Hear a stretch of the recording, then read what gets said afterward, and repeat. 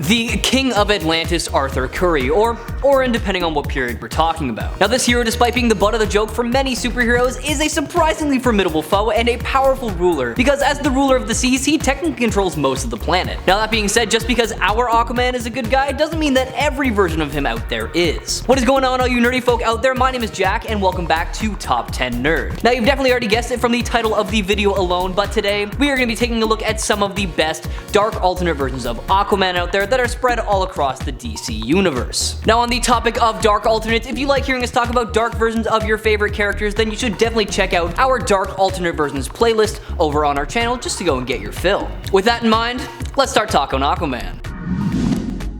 Number 10, the Aquaman. First on our list today is Arthur Curry of the Wildstorm universe. Now I know you're probably thinking, how different could this Aquaman really be if he has the same name and still goes by Aquaman? Well, let me tell you, when I found out about him, I was truly shocked. Arthur, like his main counterpart, still has all his undersea abilities, but instead he gained them by genetically splicing his DNA with that of sea life so that he could, get this, terrorize and demand human sacrifices from a local fishing village. Now these genetic mutations gave him not only the ability to survive underwater and traverse the aquatic terrain with ease, but it also gave him superhuman strength, a ridiculously scary physique, and claws just for that little extra intimidation factor. Now why would he do this, you ask? Well, like I said, one of the reasons was so he could terrorize innocent villagers, but apparently the main reason is that he was so obsessed with his family's supposed heritage, believing himself to be the true king of the sea. What a nutjob. Check out his story for yourself, starting with his first appearance in 2018's Wildstorm, Michael Cray, number 4.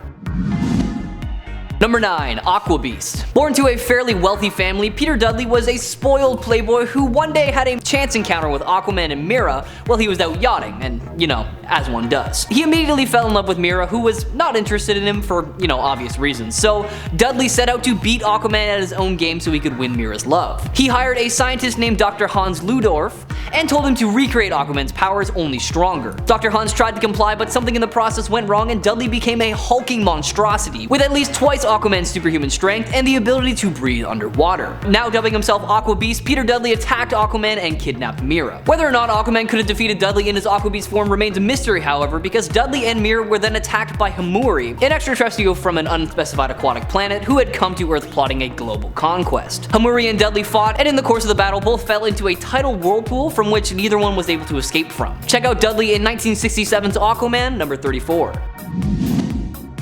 Number 8, MARIUS. The half-brother of Aquaman and also his greatest enemy, MARIUS, aka the Ocean Master, appeared pretty early on in Orin's career as Aquaman. Over anything else, Ocean Master desires the throne of Atlantis, and he's done some pretty maniacal things to try and get it. Adopting the identity of human businessman MARIUS, Ocean Master built a private fleet and attempted to plunder New Marine City, a construction project on the Gotham City waterfront using his half-brother Aquaman, who he had hypnotized as, you know, some muscle. Aquaman was freed from Orm's influence by Batman and driven from Gotham. Aquaman prevented Commissioner Gordon from killing Orm because he desired to bring his brother back to justice himself. Wondering why I'm considering Orm to be a dark alternate version of Aquaman? Well, it's because in one of the last settings of this villain, he has used his mystical talents to alter reality so that he was Aquaman, and Orin was Ocean Master. As Aquaman, Orm held Sub Diego under his evil rule, however the heroic Ocean Master was able to defeat him, of course. Check out Ocean Master's story for yourself, starting with his first appearance in 1966's Aquaman, number 29.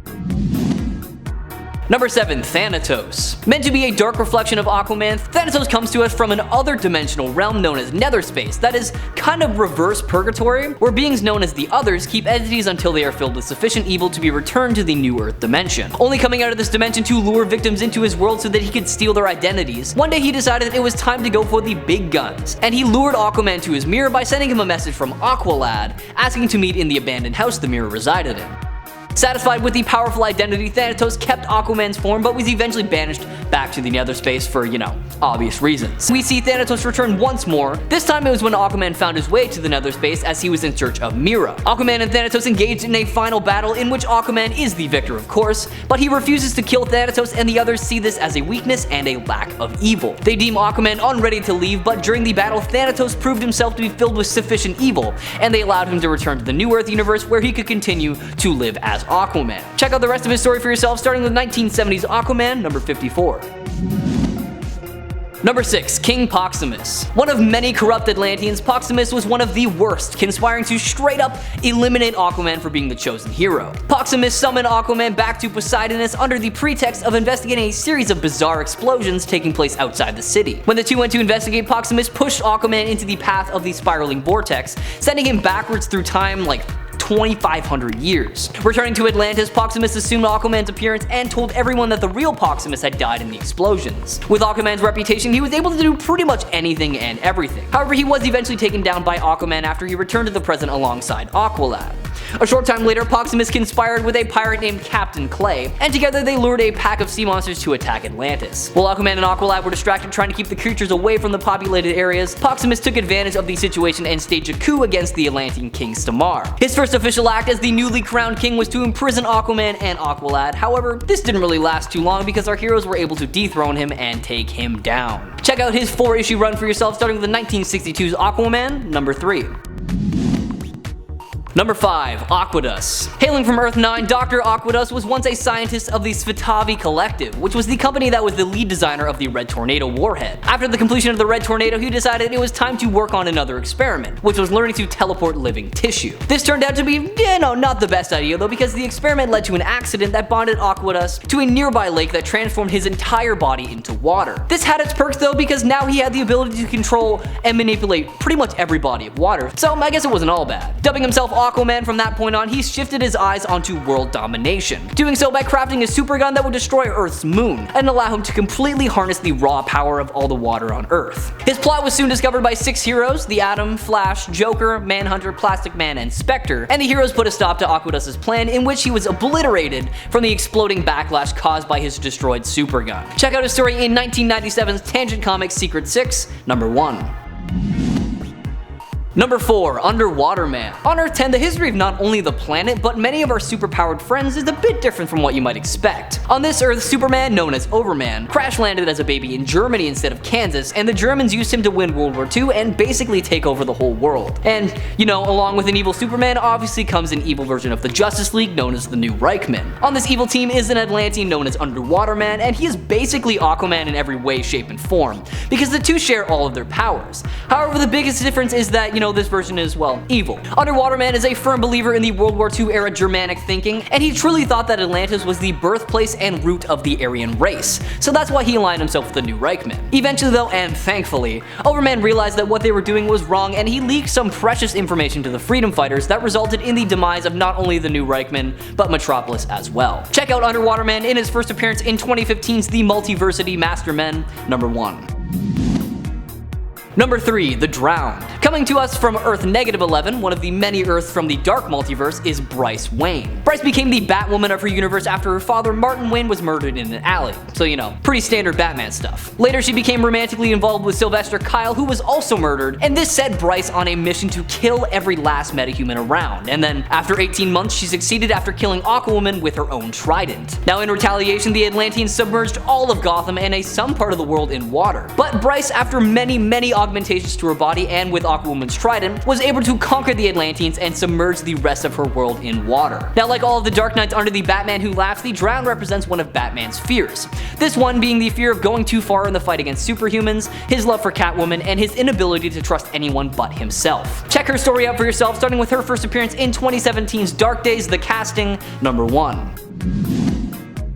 Number 2. Sea King. From Earth 3, an alternate reality that was supposedly said to be the birthplace of true evil. Now on this Earth, nobody cares about right or wrong, they only care about strength and having power. So the weak are annihilated and only the strong live on.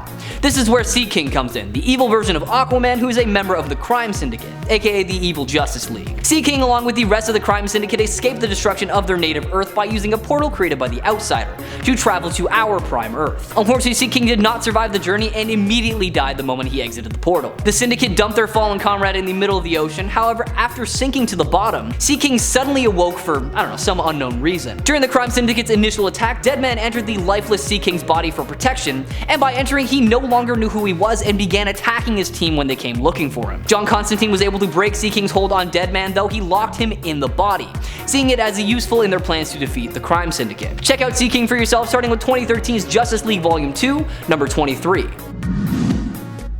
Number 1. Emperor Aquaman. Now, just checking, have I mentioned how much I love the Flashpoint timeline? No?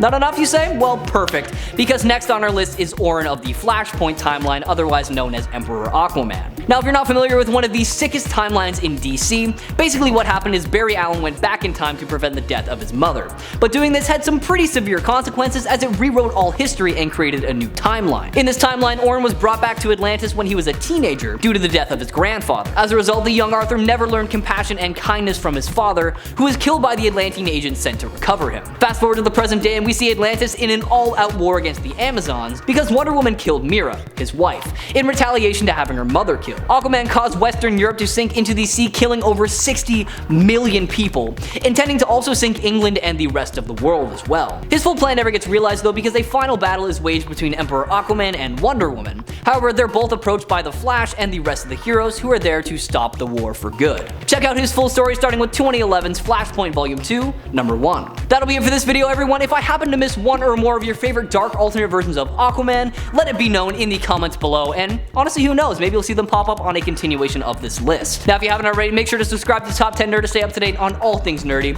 and while you're at it, why not ring that notification bell so you know whenever we upload a video. As always, my name is Jack, thank you all so much for watching, and make sure to stay nerdy, my friends.